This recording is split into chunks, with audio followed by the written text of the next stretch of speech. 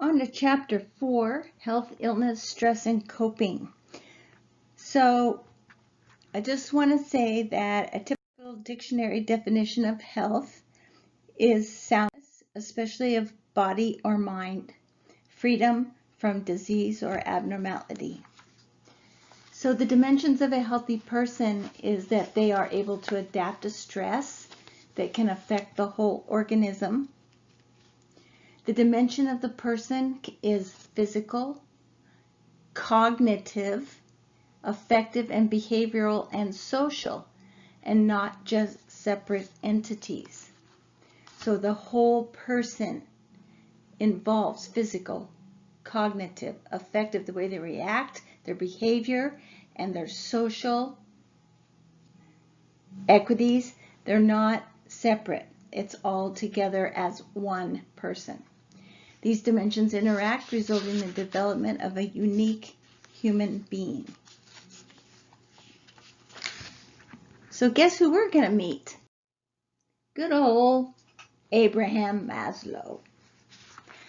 So we know that about Maslow's hierarchy of needs, and that the human needs can be organized into 5 levels, from most necessary to least necessary. Now, Abraham's going to be with us forever, so let's just accept him. And we are going to actually apply this hierarchy to develop a plan of care for our patients. And we know that the physiologic is the most important. Notice that that is the biologic need for food, very important. Physiologic shelter, keep us warm. Water to drink, sleep to keep us healthy, oxygen to breathe, and sexual expression. So all of these things are very important. And in fact, if you look at figure 4.1, it's going to show you Maslow's hierarchy of needs. And these needs must be met in the ascending order. So we're always going to start with physiologic, and then the safety, love and belonging, esteem, recognition, and the ultimate self-actualization.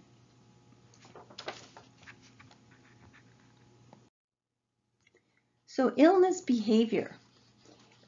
Individual actions are influenced by the availability and affordability of healthcare, the perception of the problem, others' perception of the problem, and the failure or success of self-prescribed treatment. So you may go to the doctor with a problem, and you feel it's a problem, but he doesn't, or she doesn't. Or maybe you both think it's a problem, but there's a fail of the treatment. So that can lead to a problem. People who take no action, that's a problem because they haven't taken care of themselves. And then there's a counteraction to illness. So reactions to illness vary among individuals.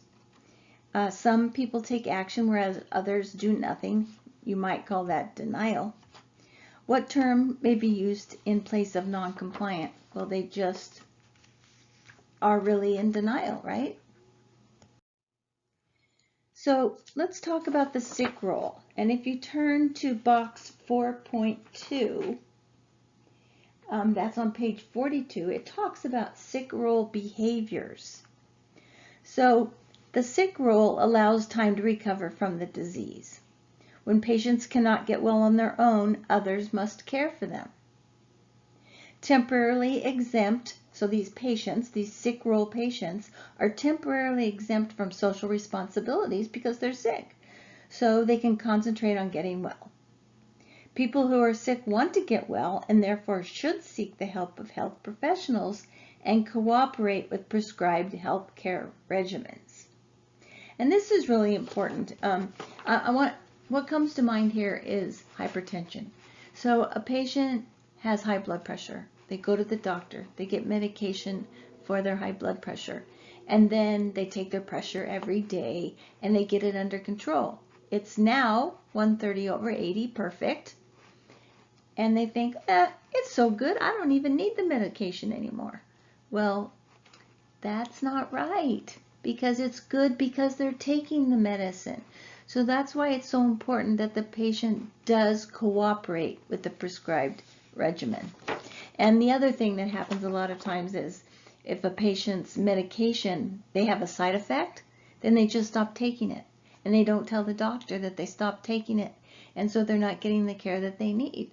So that's a problem. So people have to be responsible to take care of themselves. But some are reluctant to give up the sick role because of the attention they get, or they get to avoid work. So the effect of illness on the family, there's 3 factors. Identity of the member of the family who is ill. So if it's the breadwinner, that can be a problem, that can affect the family. The seriousness and the duration of the disease. So if it's very serious and there has to be a lot of care taking place and it's going to last a long time, that can affect the family. Social and cultural customs of the family can be affected because of the above 2 factors. Frustration, anger, and grief must be dealt with so that all members of the family can function at their highest potential while providing care for the sick member. So that really takes a team to help take care of a sick member. And we would do that for our loved one, wouldn't we? Illness does not affect individuals in isolation. Rather, it has an impact on the entire family. So let's talk about the stress response. So as we talked about before, stress can be either negative or positive. You just need to adapt to whatever that stressor is, whether you can handle it or not. Now there's a local adaptation syndrome, and that's a short-term localized response to a specific stressor that restores a body region or body part to homeostasis or balance. Examples would be blood clotting, wound healing, pain, inflammation. That's a local thing that's occurring. Now, a general adaptation syndrome is a whole physiological response to the whole body to stress. It involves primarily the autonomic nervous system and the endocrine system, and therefore it's often referred to as the neuroendocrine response. So remember that difference between local and general. General will involve the whole body and involves the autonomic nervous system, which is automatic, right? Something that happens automatically, and the endocrine system.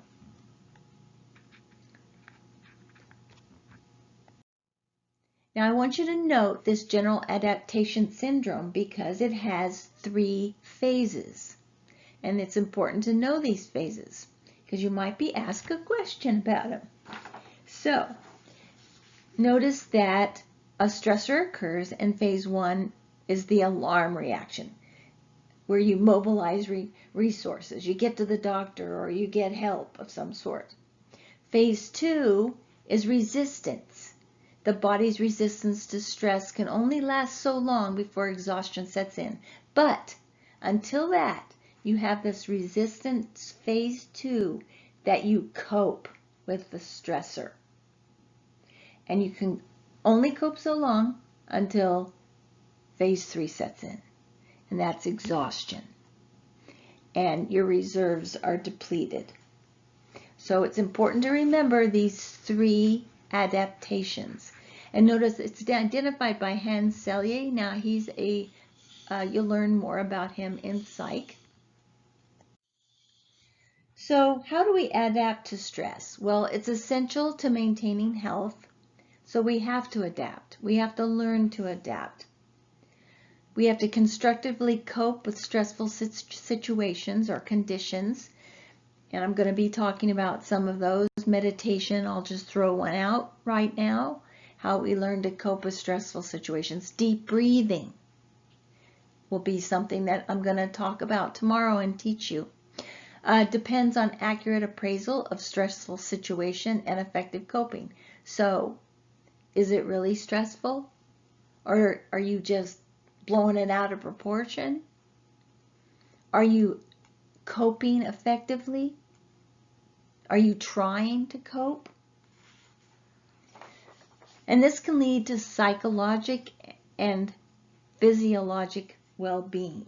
So how you adapt to stress will lead to a well-being.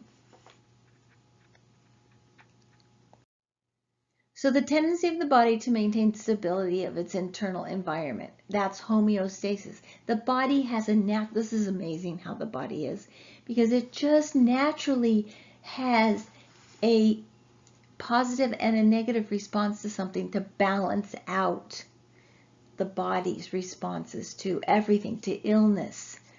The tendency of the body to maintain stability of its internal environment. The body adapts to internal and external changes in the environment, adjusts to changes, and maintains equilibrium or homeostasis. Continual adaptation and change in the internal environment are essential for the organism to exist in the external environment. Now, internal meaning inside, and external environment are all the stressors that are put upon you, or the diseases. So how do we cope with illness? Well, factors that affect coping would be your age. Younger may not understand. Older may be weaker. Cultural beliefs. Do you think you think this has happened to you for a reason? Did you do something in the past? Now something's happening to you? Or do you think God's just going to help you through all of this? He's always by your side. Spirituality, your self-concept. What do you think about yourself? Do you think you're weak, strong? The family and community resources. Do you have someone to help you? And then emotions. So I just want to talk a little bit about these. So in cultural beliefs, the nurse must take into consideration the patient's needs, values, and beliefs. And we talked about that in the last chapter. Also, self-concept. It's how you value your own self-image. So do you value the way you look, the way you feel? And under emotions, the family must adapt to stress, and they need to have those coping mechanisms that we mentioned in the last chapter. So age affects the coping ability of children and adults alike. What adult roles may be affected by the onset of illness? Well, the breadwinner, or maybe it's the caregiver, the one who takes care of everybody. If they get sick, who takes care of everyone? So you will play an essential role in helping patients and their loved ones cope with an illness and the changes that result. With your effective communication, positive communication, you'll be able to help. Sometimes people feel that illness is a punishment from God for some transgression they believe they've made. In that sense, maybe you need to call their spiritual guide. The basic functions of the family include providing for physical needs, giving love, providing a sense of belonging, and strengthening the self-esteem of its members. Many of the functions once provided by families are increasingly being assumed by social institutions within the community. One thing I'll say, like, let's say your child goes off to college. Well, you're not the one that's helping them deal with their illness anymore. It's the people, their friends. Even a teenager, it's their friends that helps them. Or sometimes I know I experienced this, my kid's friend's mom was able to help more than me, maybe because I was working. So It really takes a village to help cope with illness. And the way you can help as far as assisting the patient with community resources is supplying them with the information.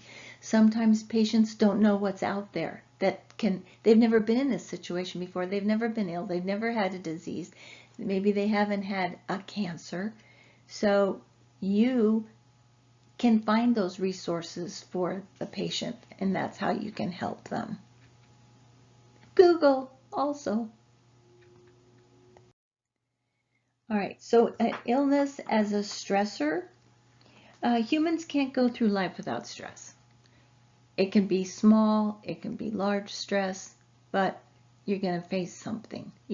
But you have to come up with mechanisms to help you through the stress.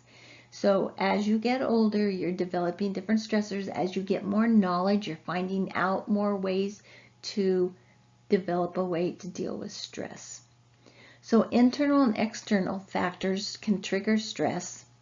Maybe not just inside your body. Maybe it's your significant other that's causing the stress. I'll say that quietly. Environmental factors can cause stress. Moving can cause stress. Life changes. And physiological or emotional illness can contribute to stress.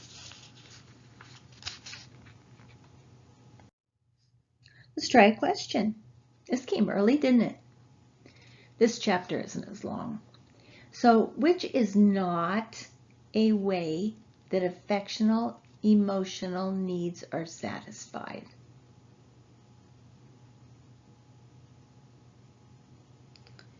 So a way I might help you with this question is, which one's not like the other?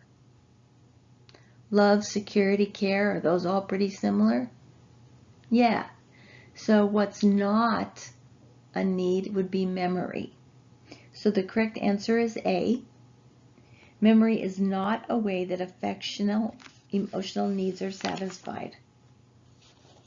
They're satisfied through love, security, approval, respect, support, and care.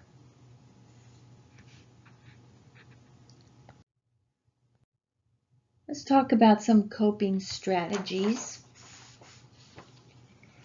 Self-regulatory process, this is the definition. It's a regulatory process. No one can do it for you. You have to really do it yourself. And it helps you manage your response to stress or your patient's response to stress. You can teach them ways to deal with stress, but they're really the ones that have to do it, right? Coping behaviors. Now, coping behaviors can be adaptive. They can be very helpful, or they can be maladaptive and not be helpful at all. They can make things worse. So some coping strategies can be conscious or unconscious. Now, the test that you guys took the other day, some of the things that came out were unconscious biases or unconscious things that you really didn't know were happening. They might be defense mechanisms, can be unconscious, but also some thought processes can be unconscious. You didn't know you thought that way. It was an unconscious thought.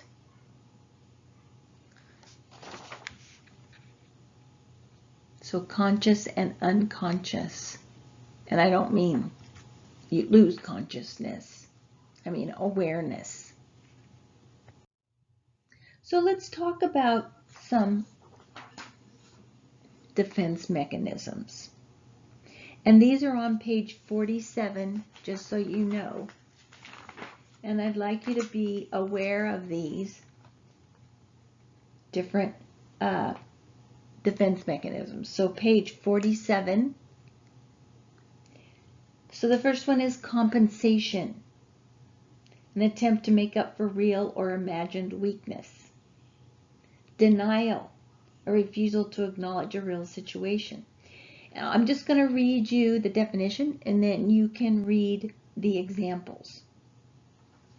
Displacement, transferring the associated feelings from one source to another It is considered less threatening. Identification. The emulation of admirable qualities. You admire someone else's qualities. Rationalization. The use of logic, reasoning, and analysis to avoid unacceptable feelings. You rationalize. It's okay to eat ice cream. You had a stressful day. That's rationalization. I'm not going to define the rest of them. I'll let you read through. But introjection, isolation, projection. Let me say that one is transferring unacceptable feelings or impulses to someone else. You project your feelings onto someone else. You may not be aware that you're doing this. Not all defense mechanisms are realized. Regression, repression, somatization. That's a good one. You'll learn about that in Psych in 4th mod. So let me just say it's the transfer of painful feelings to body parts.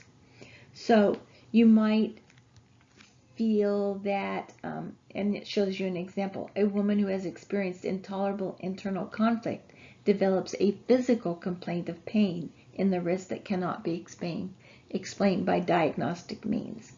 So they transfer something painful into a real physical pain.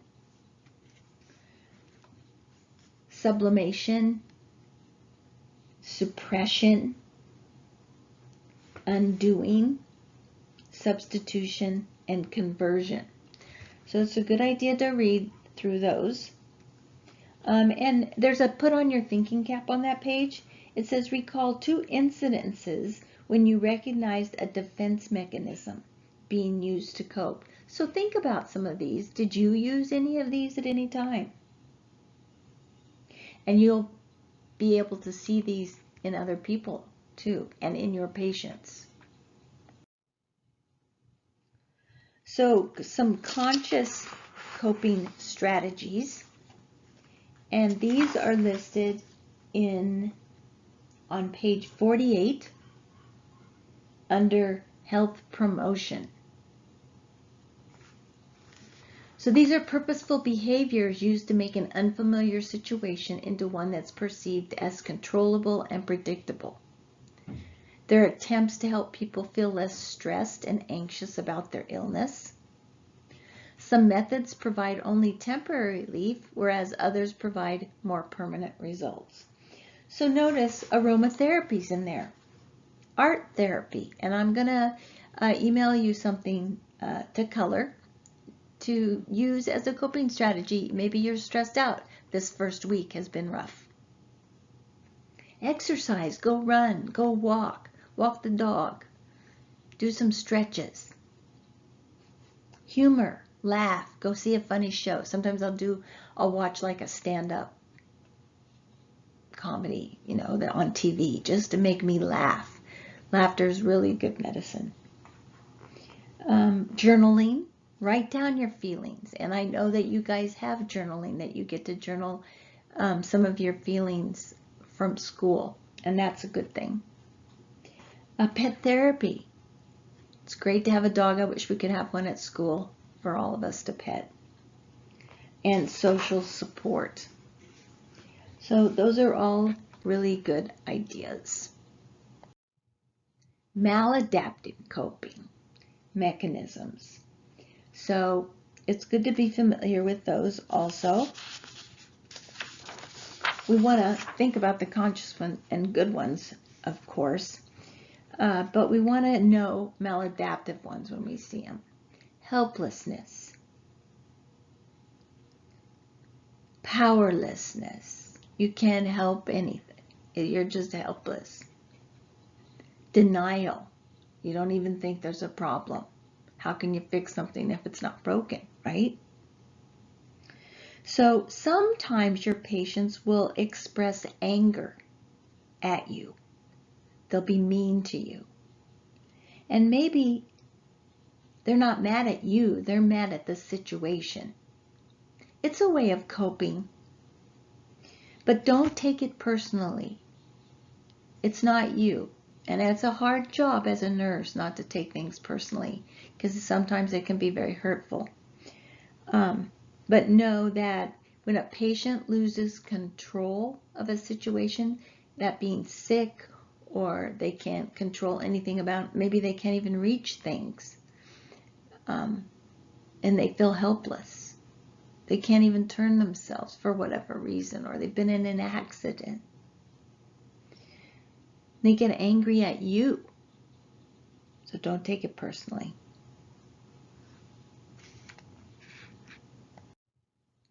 So the nursing process that we're going to use, assess the situation. What are the patient's problems? You list them.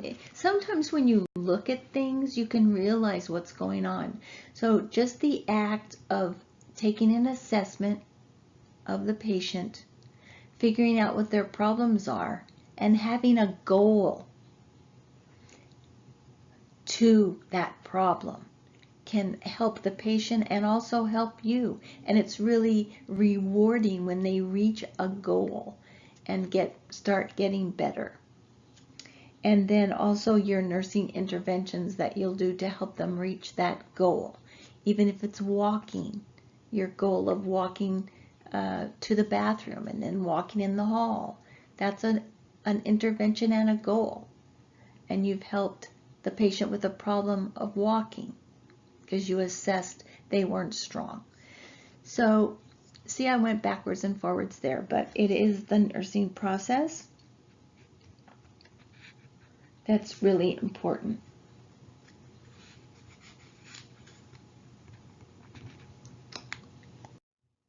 Let's try another question. Guess what? This is the last question. So this was a pretty short chapter. But before I go to this question, there's a couple things I want to tell you. Because after I go on this question, it's going to cut me off. So let me just do this. So on page 41, a healthy person maintains stability. Mentally healthy individuals are able to do what? They're able to take care of themselves and adapt and cope.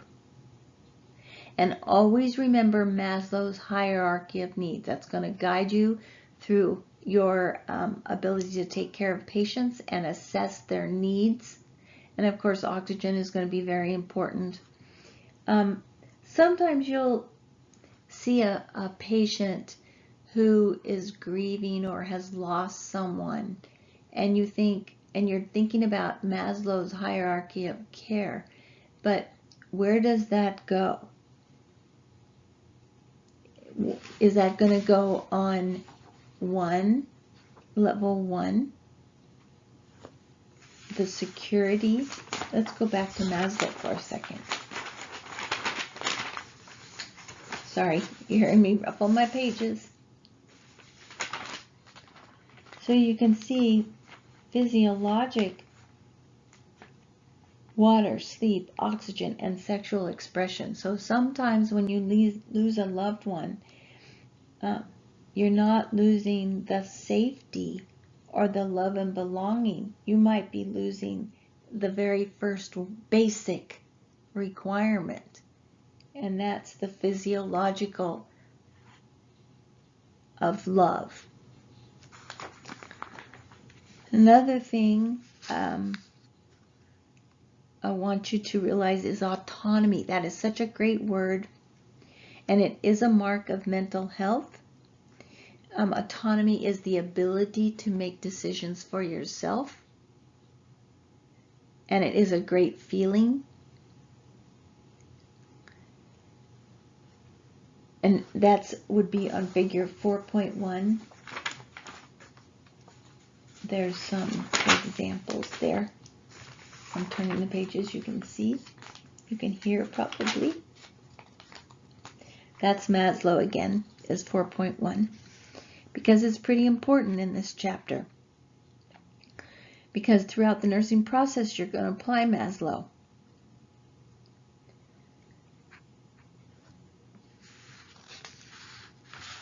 So be sure you commit him to memory.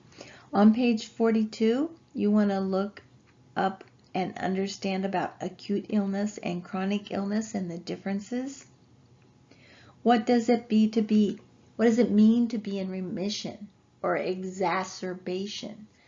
So remission means it goes away. Exacerbation means it comes back. The illness or the asthma attack. Stress, and it can be local or general. Be sure you know about general adaptation. And the general adaptation syndrome on page 43 talks about the neuroendocrine response. It involves both the autonomic and endocrine systems. It's physiologic and affects the entire body. A stressor can be good or not, right? Mild stress might encourage you to do better, but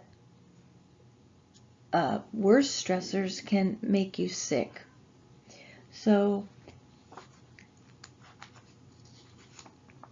again, table 4.1, if we can find that, are examples of stressors, physiological stressors, and emotional stressors. So you might take a look at that.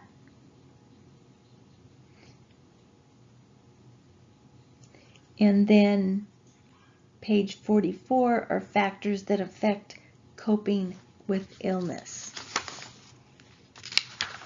So you want to know about young children. Some of you who have kids, if they're rude or they do something that they shouldn't be doing, sometimes it's better to acknowledge, not give them attention when they do something bad. Maybe some of you have heard of this idea, but you praise them when they do something good. That way that's positive reinforcement. So they give them praise for appropriate behavior.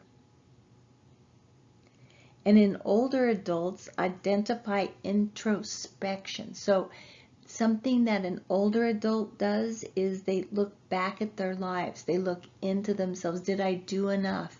Did I help enough? Have I made an impression? And that is normal. You want to look at your cultural considerations box and know how culture shapes our attitudes towards health and illness, nutrition, pain, and death and dying. On page 45, it talks about patient coping, how nurses help patients cope without taking over. But you can make suggestions, support groups, social services, home health, listening to their concerns. Assist a caregiver with daily schedules. Add and integrate the patient's cultural aspects into their care, if you can safely. Self-concept is like self-esteem. Another word that I really couldn't find in the book, but I really want you guys to take note of this, and it's called event rehearsal. And it is a coping mechanism. So an event rehearsal that I might do would be, I have to give a speech. And I have given speeches at graduations, and I'll practice that speech in front of my husband before giving it. So I'm rehearsing it. I'm rehearsing the event. So you're practicing something ahead of time. On page 46, grief and mourning can make you reappraise your values. On page 47, know defense mechanisms. Regression is an important one to know. And know about conscious coping strategies. On page 48, it talks about some health promotion, examples of conscious coping strategies. I want you to take a look at those. And on page 49, it talks about powerlessness, how a patient can feel powerless. So these are maladaptive coping mechanisms, along with helplessness, powerlessness, denial. So I want you to take a look at those. Another thing, I believe it's in the book, but I can't tell you exactly where. I think it's on that page. But you can write this down. It's called reordering time. Now, reordering time means, in the medical world, developing a schedule that not only includes the medical regimen, but social, interpersonal activities and hobbies. So the nurse helps the patient make a schedule. That's reordering time.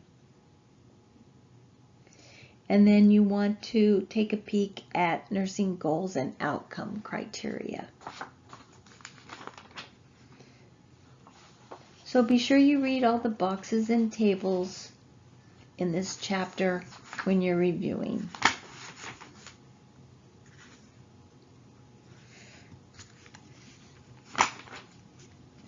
Okay, so let's go through the question. Mentally healthy individuals are able to do all of the following except what? Let you think for a minute. So the answer is C, communicate ineffectively. So a mentally healthy individuals are able to perceive reality accurately. They manage the way that emotions are experienced and expressed. They think clearly and logically. They communicate effectively, anticipate events, and solve. All right. I will talk to you later. Have a good one.